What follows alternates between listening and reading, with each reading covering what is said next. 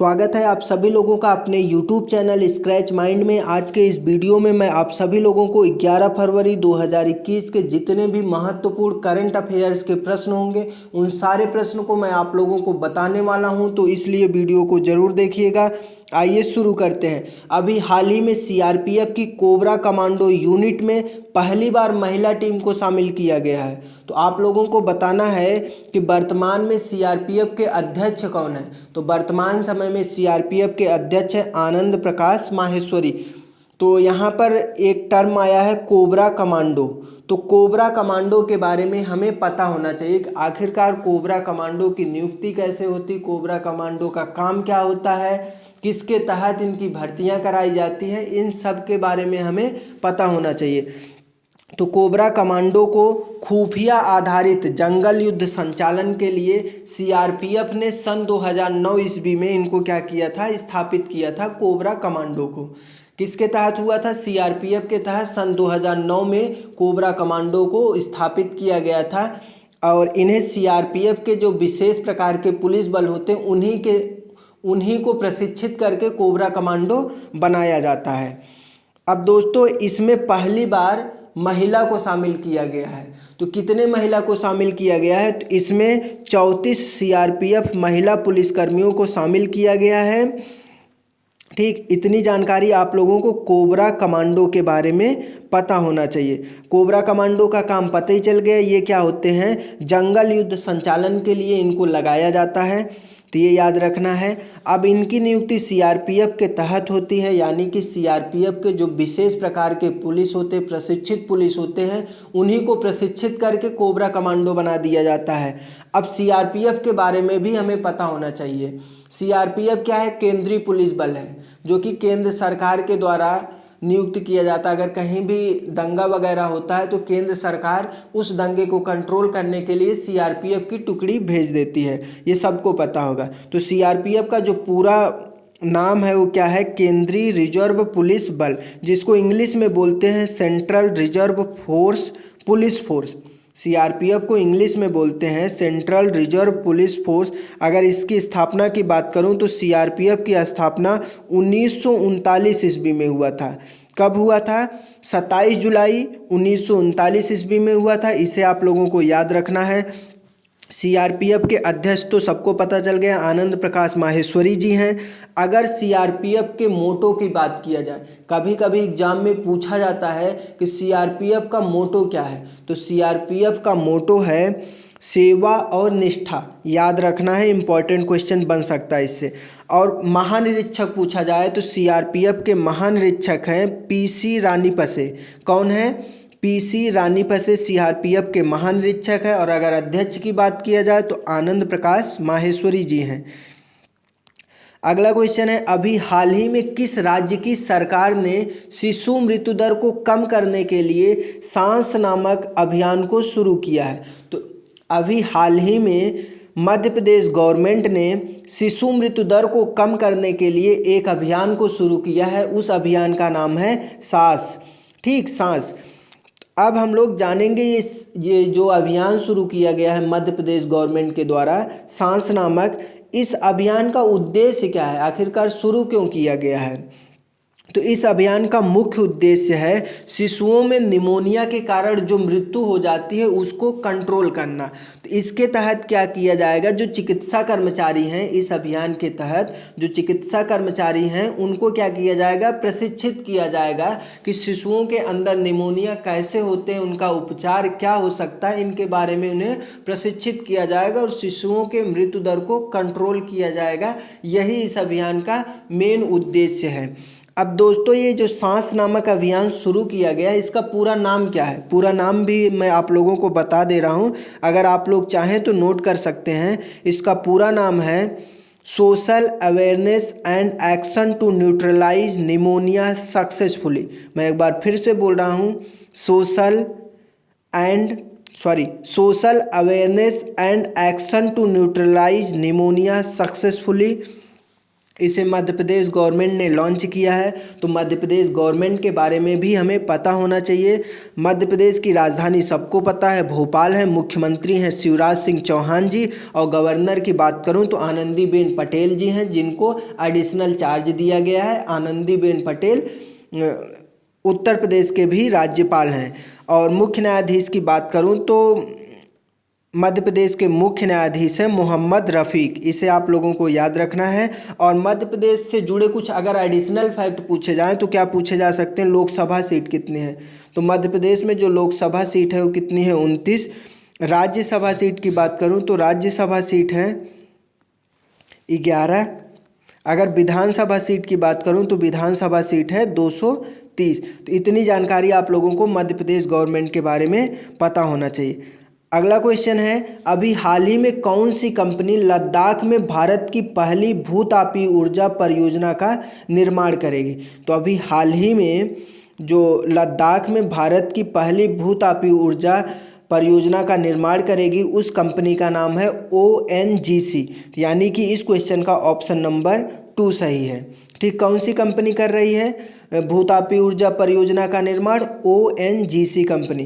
तो यहाँ पर बात हुआ भूतापीय ऊर्जा, तो भूतापीय ऊर्जा होता क्या है इसके बारे में पहले हमें पता होना चाहिए। तो भूतापीय ऊर्जा क्या होता है मैं आप लोगों को बताना चाहता हूँ। भूतापीय ऊर्जा एक नवीकरणीय ऊर्जा का स्रोत है, जिसके थ्रू हम लोग क्या कहते हैं, पृथ्वी के आंतरिक भाग से निकलने वाली गर्मी से शक्ति उत्पन्न करते हैं, यानी कि एनर्जी प्राप्त करते हैं भूतापीय ऊर्जा की मदद से। सौर और पवन ऊर्जा के विपरीत भूतापीय ऊर्जा दिन में 24 घंटे और वर्ष में 365 दिन उपलब्ध होती है। यानी कि काफ़ी इम्पॉर्टेंट ऊर्जा होता है, जिसको हम लोग क्या करते हैं, पृथ्वी के आंतरिक भाग से निकलने वाली गर्मी से प्राप्त करते हैं। तो भूतापीय ऊर्जा के बारे में पता ही चल गया होगा सबको। अगर और कुछ बताना चाहूँ आप लोगों को भूतापीय ऊर्जा के बारे में, तो भूतापीय ऊर्जा कोयले और तेल की तुलना में 80% कम ग्रीन हाउस गैसों का उत्सर्जन करती है। तो जो कोयला और तेल को जलाने पर ग्रीन हाउस गैस निकलते हैं, उससे 80% कम इसमें होते हैं ग्रीन हाउस गैस का इफेक्ट। तो ये भी आप लोग याद रख सकते हैं। अब इस परियोजना का निर्माण कर रही है ONGC कंपनी। तो ONGC कंपनी के बारे में भी हमें पता होना चाहिए। ONGC कंपनी का पूरा नाम है oil and natural gas corporation, जिसको हिंदी में बोलते हैं तेल और प्राकृतिक गैस निगम। ONGC कंपनी की अगर स्थापना की बात की जाए तो ONGC कंपनी की स्थापना कब हुई थी, 1956 ईस्वी में। तो इसे आप लोगों को याद रखना है। मुख्यालय कहाँ है, भारत की राजधानी नई दिल्ली में ही है। अगर MD एंड CEO पूछा जाए तो ONGC कंपनी के managing director and chief executive officer Shashi Shankar हैं। इतनी जानकारी आप लोगों को ONGC के बारे में पता होना चाहिए। अगला क्वेश्चन है, हाल ही में विश्व व्यापार संगठन यानी कि WTO की पहली महिला महानिदेशक कौन बनी है। मोस्ट इम्पॉर्टेंट क्वेश्चन है दोस्तों, स्टार बना के रख लीजिएगा। 2021 में जितने भी एग्जाम हो सकते हैं उन सारे एग्जाम में आप लोगों को यह क्वेश्चन देखने को मिल सकता है, तो आप लोग इसे याद रखिएगा। तो हाल ही में विश्व व्यापार संगठन WTO की पहली महिला निदेशक किसे बनाया गया है, नागोजी ओंकाजो-इवेला को। किसे बनाया गया है, नागोजी ओंकाजो-इवेला को WTO की पहली महिला महानिदेशक नियुक्त किया गया है। तो इस क्वेश्चन का ऑप्शन नंबर 3 सही है। इंपॉर्टेंट क्वेश्चन है दोस्तों, याद रखिएगा। WTO के बारे में हम लोग बात कर लेते हैं, क्योंकि नागोजी ओंकाजो-इवेला को WTO का महानिदेशक बनाया गया है। तो WTO का पूरा नाम है वर्ल्ड ट्रेड ऑर्गेनाइजेशन, जिसको हिंदी में बोलते हैं विश्व व्यापार संगठन। WTO की स्थापना की बात की जाए तो WTO की स्थापना 1995 ईस्वी में हुआ था। कब हुआ था, 1995 ईस्वी में।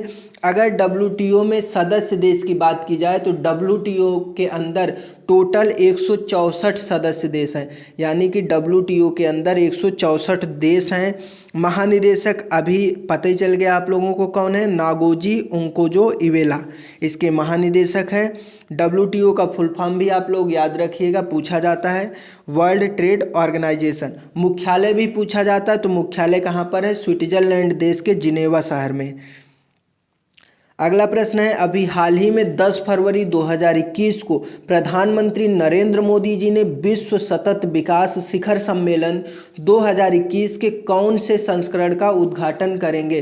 तो अभी हाल ही में 10 फरवरी 2021 को भारत के प्रधानमंत्री नरेंद्र मोदी जी विश्व सतत विकास शिखर सम्मेलन के 20वें संस्करण का आयोजन करेंगे, यानी कि इस क्वेश्चन का ऑप्शन नंबर 2 सही है।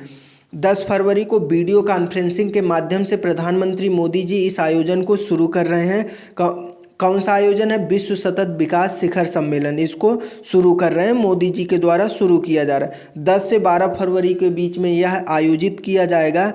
इस शिखर सम्मेलन का आयोजन किस लिए किया जा रहा है, इसके बारे में भी हमें पता होना चाहिए कि आयोजन आखिरकार क्यों किया जा रहा है।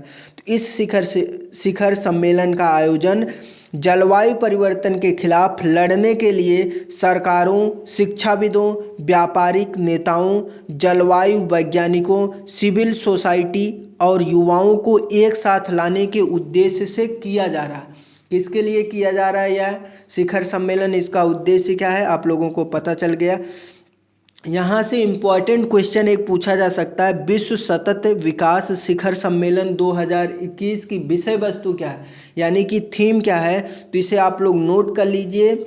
इसकी विषय वस्तु है redefining our common future, safe and secure environment for all. एक बार मैं फिर से पढ़ रहा हूँ, आप लोग नोट कर लीजिएगा। Redefining our common future, safe and secure environment for all. इतनी जानकारी आप लोगों को इस प्रश्न के बारे में पता चल रहा है। अगला प्रश्न है, अभी हाल ही में असम लोक सेवा आयोग के नए अध्यक्ष किसे बनाया गया है? तो अभी हाल ही में असम लोक सेवा आयोग का नया अध्यक्ष राजीव कुमार बोरा को बनाया गया है, यानी कि इस क्वेश्चन का ऑप्शन नंबर 1 सही है। किसे बनाया गया है? राजीव कुमार बोरा को। ठीक, अब यहाँ पर असम लोक सेवा आयोग के बारे में जिक्र हुआ है, तो असम लोक सेवा आयोग के बारे में भी हमें पता होना चाहिए। असम लोक सेवा आयोग को इंग्लिश में हम लोग बोल सकते हैं असम पब्लिक सर्विस कमीशन, जिसकी स्थापना 1937 ईस्वी में हुआ था। कब हुआ था? 1937 ईस्वी में। मुख्यालय है कहाँ? असम में ही है। अध्यक्ष कौन है? अगर अध्यक्ष तो पता ही दिए किसे बनाया गया है, राजीव कुमार बोरा जी को। तो इतना याद रखना आप लोगों को। अभी हाल ही में कुछ और नियुक्तियां भी हुई हैं, उनके बारे में भी मैं आप लोगों को बता दे रहा हूं।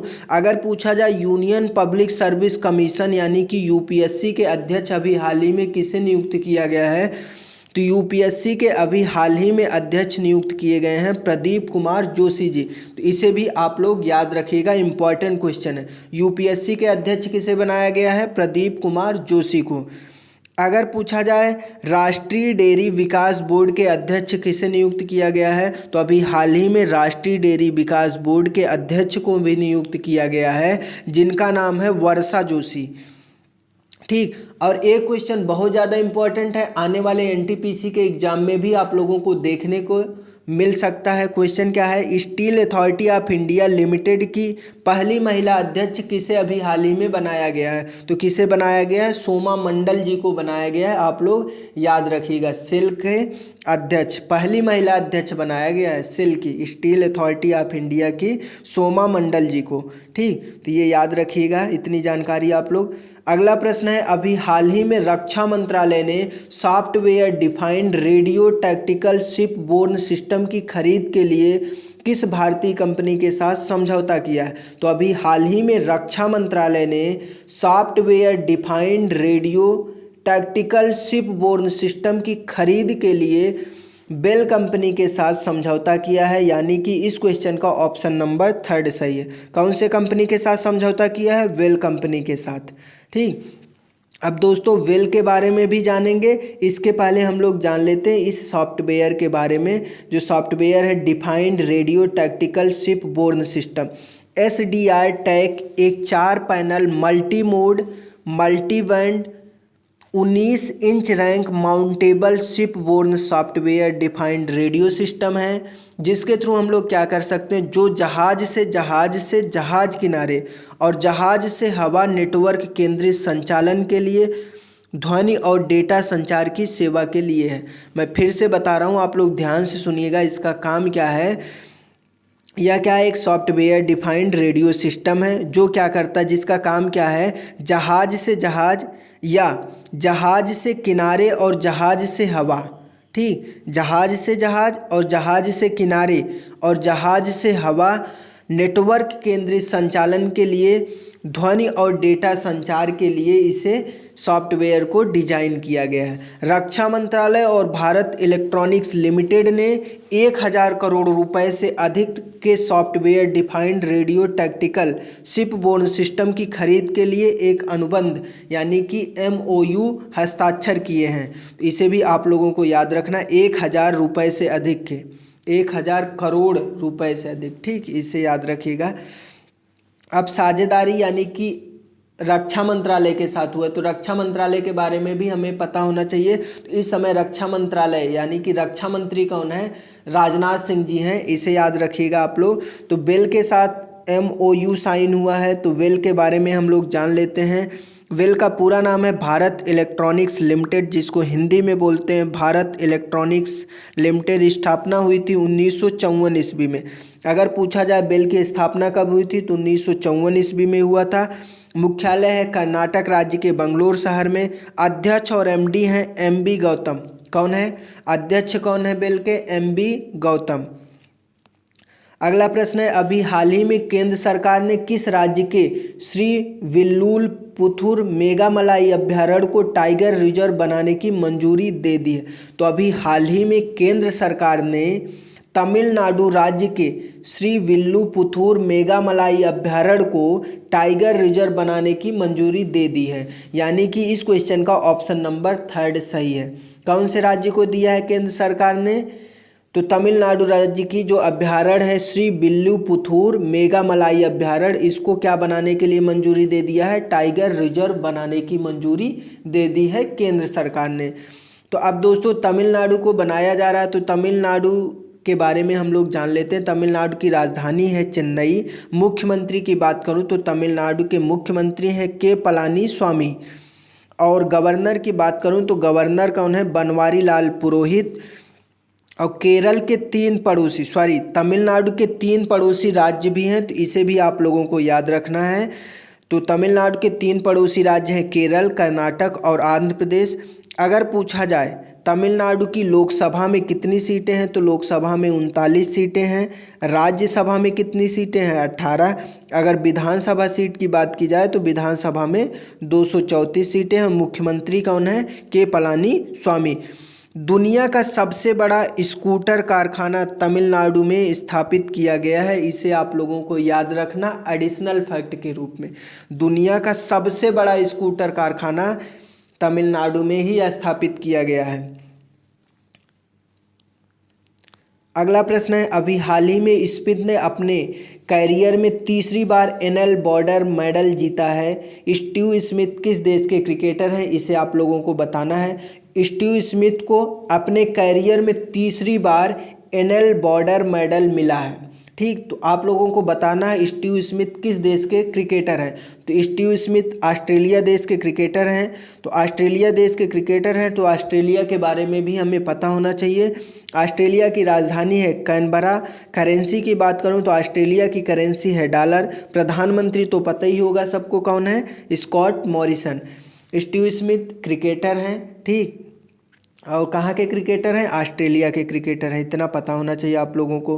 अभी हाल ही में जनवरी 2021 के लिए किस खिलाड़ी को ICC player of the month award से सम्मानित किया गया है।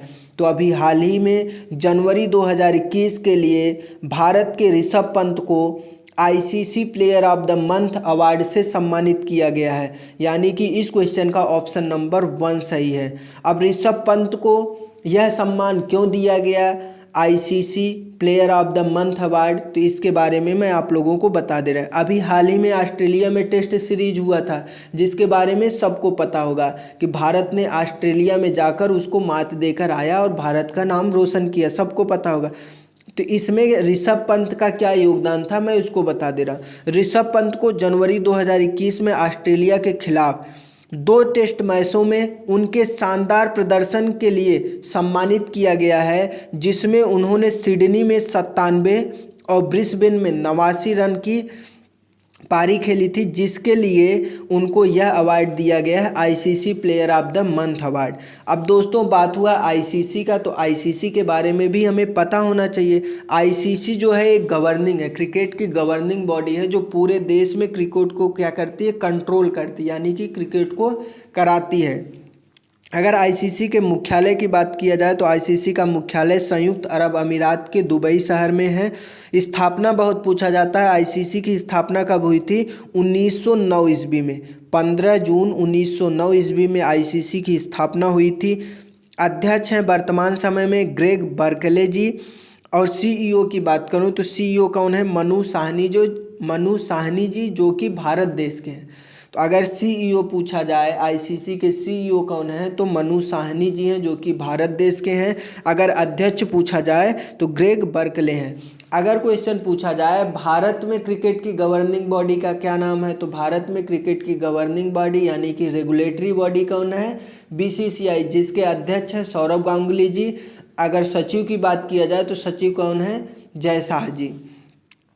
अगला क्वेश्चन है, अभी हाल ही में अनफिनिश्ड अ मेमोयर पुस्तक लॉन्च हुई है, यह पुस्तक किसने लिखी है, तो अभी हाल ही में अनफिनिश्ड अ मेमोयर पुस्तक को प्रियंका चोपड़ा जोन्स ने लिखा है, यानी कि इस क्वेश्चन का ऑप्शन नंबर 1 सही है। अगला क्वेश्चन आप लोगों के लिए है दोस्तों, इसका आंसर अगर आप लोगों को पता हो तो कमेंट बॉक्स में ज़रूर दीजिएगा आंसर। क्वेश्चन क्या है, अभी हाल ही में किस राज्य की सरकार ने मुख्यमंत्री आशीर्वाद योजना को शुरू किया है, इस योजना को कौन से राज्य ने शुरू किया, इसके बारे में आप लोगों को बताना है। अगर आंसर डिटेल में पता हो तो आप लोग कमेंट बॉक्स में डिटेल में भी बताना। Thanks you so much. अगर वीडियो आप लोगों को अच्छा लगा हो तो अपने दोस्तों के साथ भी शेयर करिएगा।